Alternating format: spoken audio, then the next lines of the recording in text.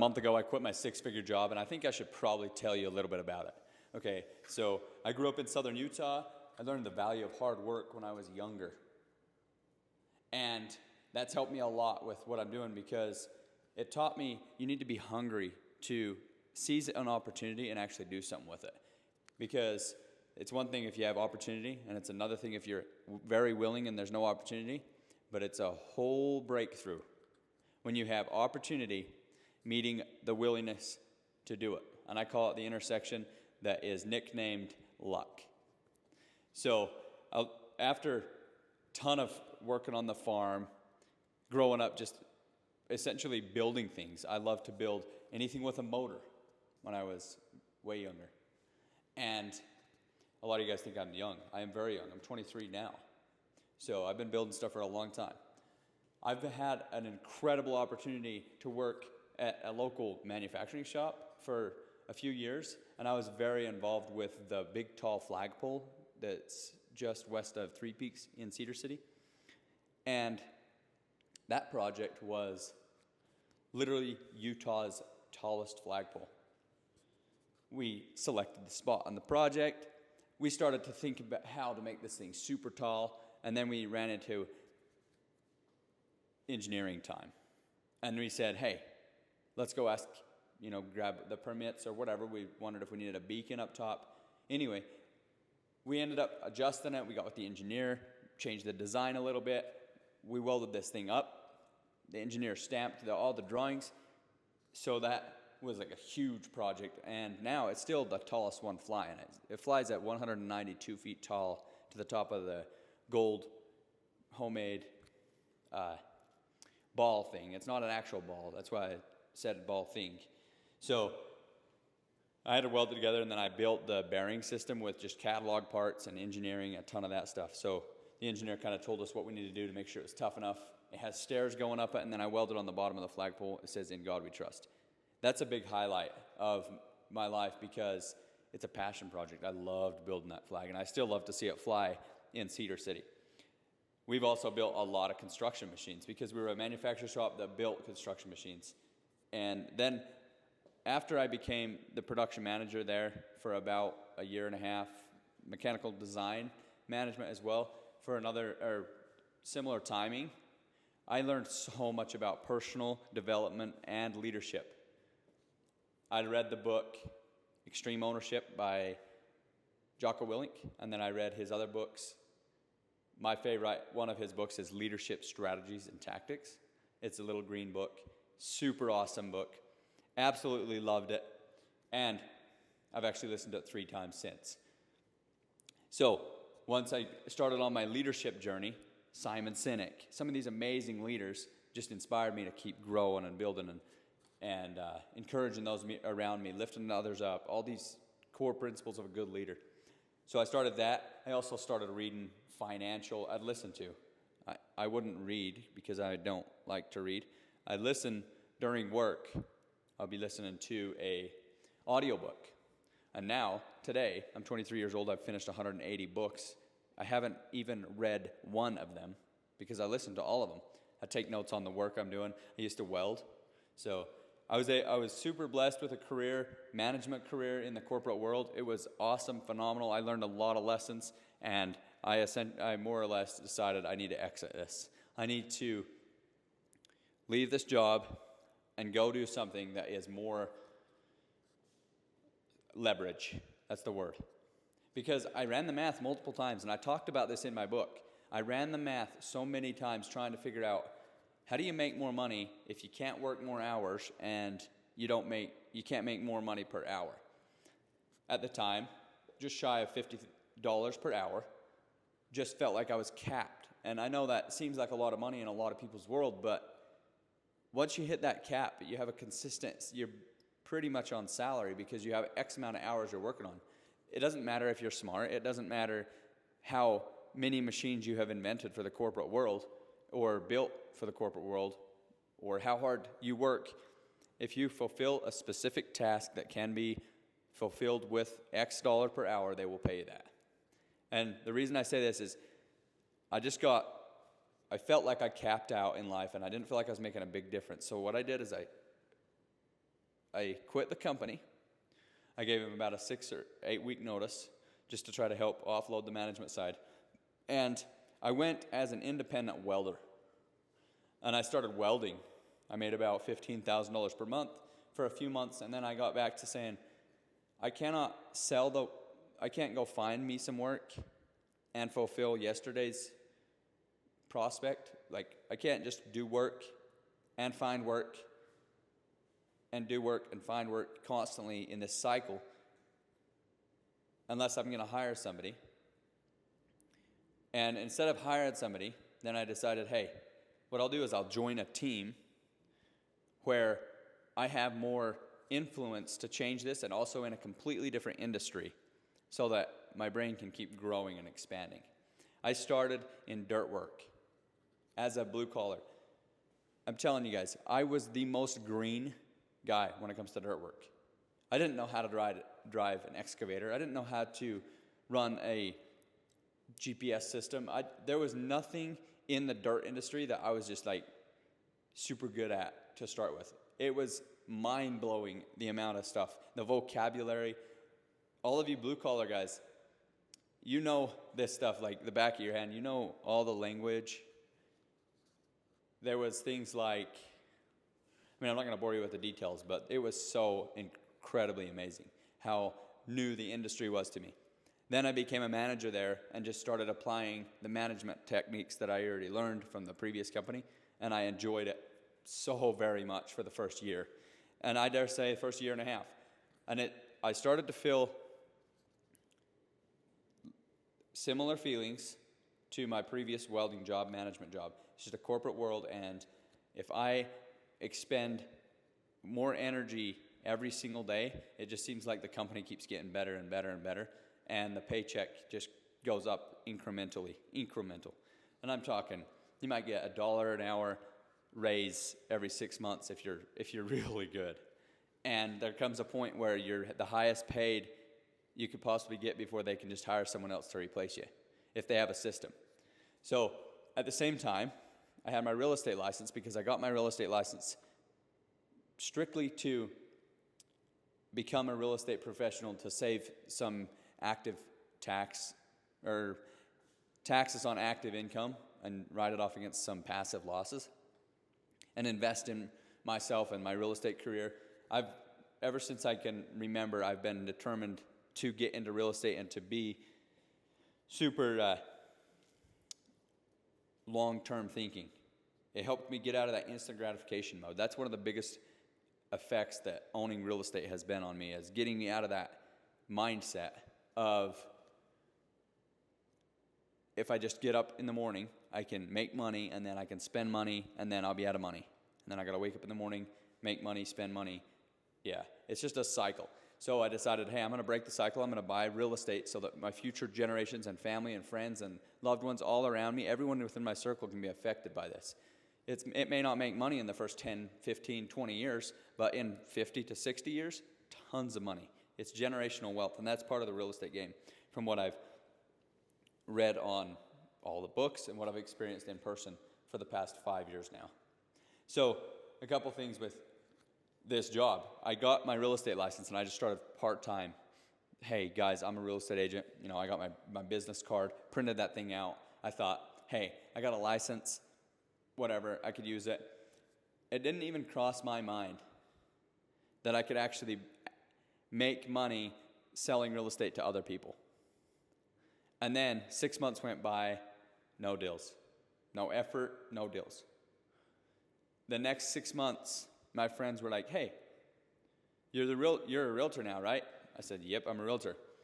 I closed 3 more deals in the next, or maybe it was more than that, but I'd have to look at the map or the timeline. I sold a couple deals the next 6 months after my friends were like, hey, you're licensed, right? I ended up getting more and more into the market, and that helped me a lot, because at the time I wasn't very well rounded on the local market at all. And so I started to sell real estate on the weekends. Like, for example, Monday through Friday, I would work my dirt excavation job, and then Saturday I'd go out and network. I'd meet people at the events. I would do that kind of stuff. this is about the time I started social media.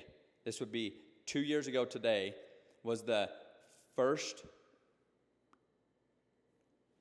professional video I've made about my career, about my real estate career. It's the first time I got on camera and said, guys, let me know if you need to get some real estate investing. I can show you guys how to do it.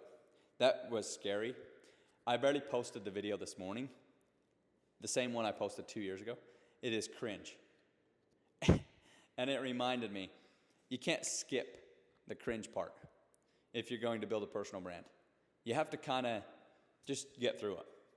And some people get through it with just one post every month for 2 or 3 years before they're through it.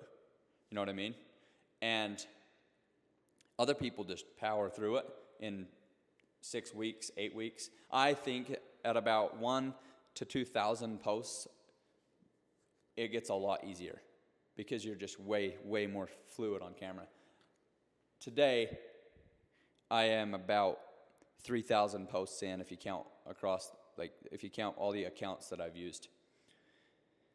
And that's a lot. That's different videos and posts I'm talking about. And that's posted on 4 different platforms. So somewhere out there in the internet, my video is floating around at least 12,000 times, at least. And I used to have an old YouTube channel, tons of posts there. Ended up getting that thing hacked, so that was kind of dumb. Staying light on my feet and saying yes to any opportunity. If I could just say yes and then ask questions, that's what gets me in conversations that I would have never thought. I said yes to somebody that, I don't know what analogy I should use or which example I should use for you guys, but when I said yes, it didn't necessarily affect me directly. It was crazy how it was their friend that had a friend that changed my life. Even though all I said was yes to a casual meeting or yes to whatever it was, yes to an event.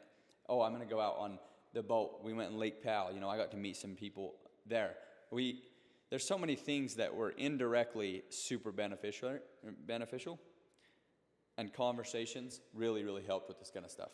So I know this is a bunch of jumbled little thoughts, and that's fine because I decide. It's my channel. And it's a little bit embarrassing to have this video out there for everybody to watch. You guys don't think I'm embarrassed right now, but there's actually still part of me that's nervous because I don't know who's watching me. And I'll stutter, but I won't edit this.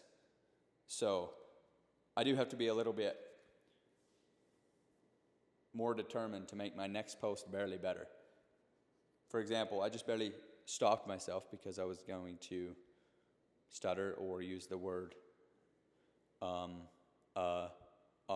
whatever. That's enough with that, guys. So I'm learning how to hold, pause, wait, think, then say, which is a really good thing for me.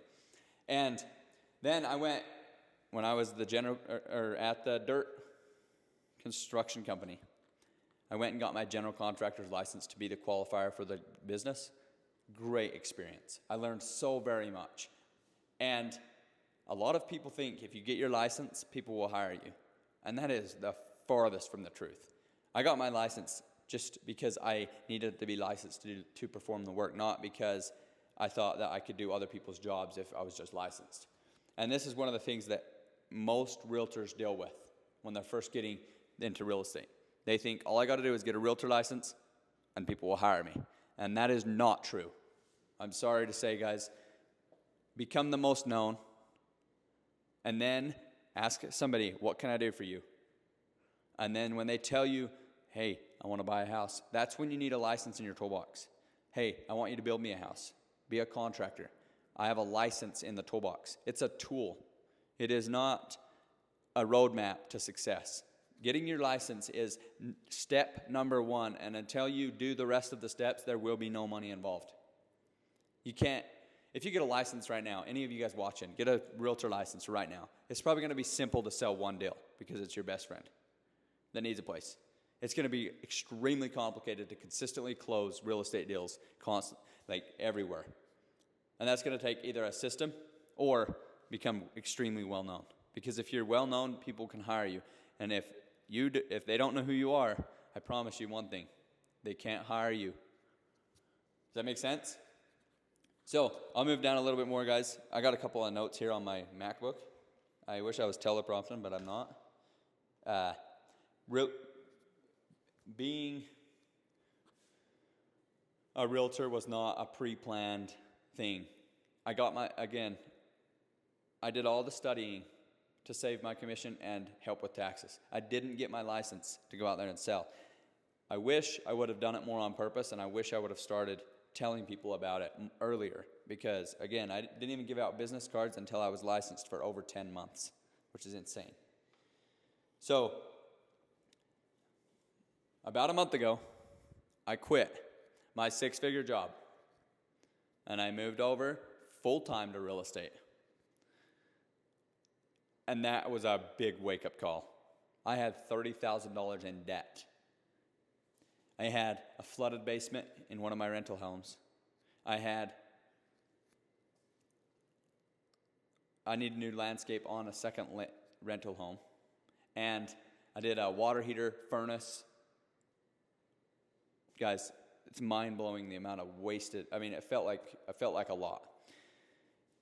Very stressful amount of debt on these rental properties. And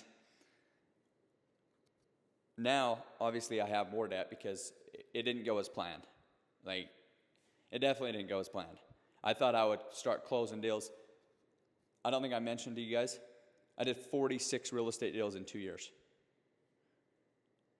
And I did 1 real estate deal in the past month. That is horrible, especially when I have debt. But one of the reasons I had to get out of my 9-to-5 job, or my 7-to-5 job, there's just no way to get out of $30,000 to $40,000 of credit card debt if you only make $8,000 a month. I'm sorry, it doesn't work. You have to make bills every single month that passes.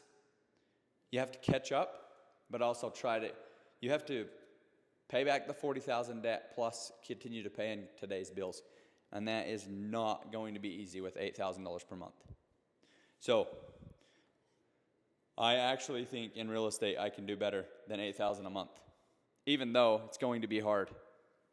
And I thought about this. I said, what would happen if I spent 10 hours per day, 5 days a week in some industry of sales that pays you on effort instead of paying you on time? Or paid on results, not time. And now I sell high-ticket items, which are called real estate deals. And I can go out there and I can make another deal, get paid, make another deal. And pretty soon, if I can just make a deal every week or two deals per week, then I'll make plenty of money to pay back the credit card debt. So when you're in a corporate job, instead of blaming your boss, take a minute, save some money.